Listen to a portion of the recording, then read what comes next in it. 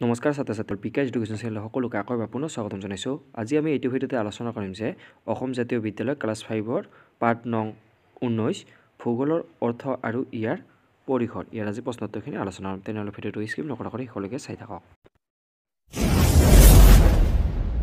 ইয়াৰে প্ৰথমে আমাৰ 1 নম্বৰ প্ৰশ্নটো দিয়া আছে যে ভূগোল মানে কি? ইয়াৰ উত্তৰটো লিখিব লাগিব এনেকৈ যে গোলাকাৰ পৃথিৱীখনৰ বিষয়ে খৰচি মাৰি বিজ্ঞানসন্মতভাৱে আলোচনা কৰা বিষয়টোক ভূগোল বোলা হয়। এইখিনি লিখিলে হৈ যাব। তাৰপিছত আমাৰ 2 নম্বৰ প্ৰশ্নটো দিয়া আছে যে ভূগোলৰ প্ৰধান ভাগ কেইটা আৰু কি কি?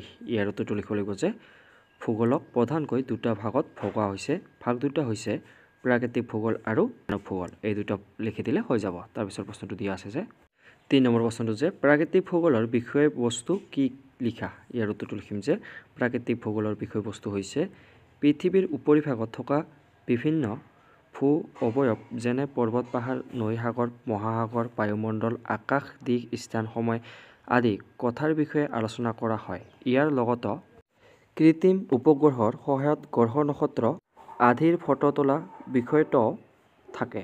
এইখিনি লিখিলে হৈ যাব। তাৰপিছত প্ৰশ্নটো দিয়া আছে 4 নম্বৰটো যে মানৱ ভূগোলৰ বিষয়বস্তু কি লিখা? ইয়াৰ উত্তৰটো লিখিব লাগিব এইখিনি যে মানৱ ভূগোলৰ বিষয়বস্তু হৈছে মানুহৰ কাৰ্যকলাপৰ ফলত প্ৰাকৃতিক পৰিৱেশত হোৱা নানান পৰিৱৰ্তন আৰু প্ৰভাৱৰ বিষয়ে অধ্যয়ন কৰা হয়।